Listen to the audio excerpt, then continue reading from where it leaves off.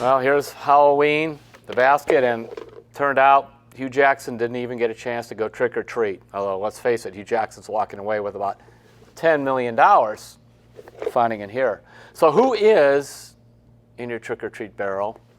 If you're a Browns fan right now, it's Coach. By God, look at this. It's glasses. It's Gregg-Williams as coach. And I have to admit, by the way, whoever glasses these are, the guilty party, I'm kind of looking at the world probably like most Browns fans should, very fuzzy. But Gregg-Williams, head coach for the last 8 games, I don't remember anybody thinking that was going to happen this year. Some of us thought Hue-Jackson could be fired. Some of us thought Todd-Haley could end up being the head coach. Of course, Todd-Haley got fired too. So now we're on to Gregg-Williams. Now, how are we supposed to feel about this with Gregg as the coach of the Browns, the defensive coordinator? The man who, let's put it this way, has put some adjectives and adverbs together with a lot of other expletives and orders that I haven't heard for a long time. I have to go back to maybe Earl Weaver, who was my first Major League manager I covered, whose language ran just as blue as Gregg-Williams. Now, is this a good idea or not? I don't have a good idea. How's that about whether it's a smart thing to do? But I did discover this from just listening to everything. Apparently, the fighting between Hue-Jackson and Todd-Haley became so toxic that actually people on the coaching staff were sort of going into one camp or the other, the Haley camp or the Hue camp, and that got, you know how it is. It could almost become like a volcano, the lava of negativity, the overwhelming urge to point fingers at this guy or fingers at Hue or fingers at Haley. And Jimmy-Haslam decided, I'm going to point fingers at both of them and get them out of here. So goodbye with that in Gregg-Williams. And by the way, who's going to call the plays? This man doesn't wear glasses. I have to admit, I had to spend some time looking him up. Freddie Kitchens. He's the running back coach. Freddie Kitchens. So we asked at the press conference, this was pretty amusing. It's like, well, has Freddie ever called plays anywhere? And there's a long silence. And Jimmy-Haslam said, well, he called the last preseason game for the Browns, which game 4, the one that doesn't count. All right, so let's think about this.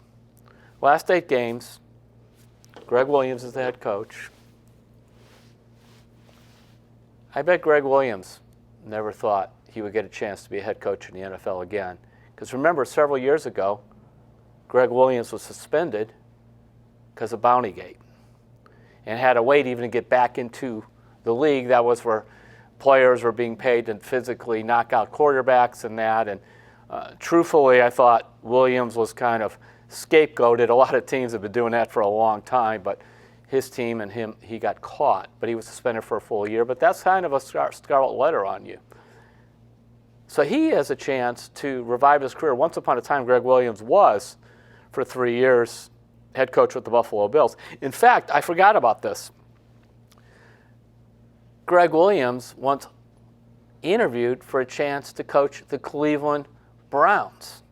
And I believe that was in 1999 when they were interviewing everybody under the sun and came up with Chris Palmer.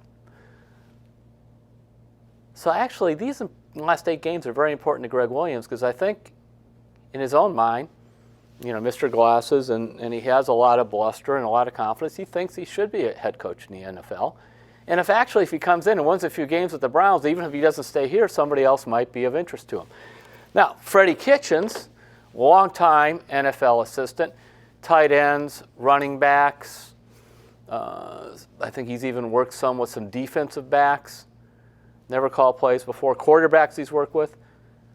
If the Browns' offense improves with him, suddenly he has a chance to become a coordinator down the line. I guess here's my point. The tendency is when you change coaches, the interims come in, you think they just want to get through the last 8 games alive. Nobody really is counting anything happening. But if these 2 guys, Williams and Kitchens, especially can get Baker Mayfield to play well, it not only helps the Browns, it helps their own career. So let's watch this and see what the 2 new coaches do. And if nothing else, hopefully they're going to get along a lot better than Todd-Haley and Hue-Jackson did.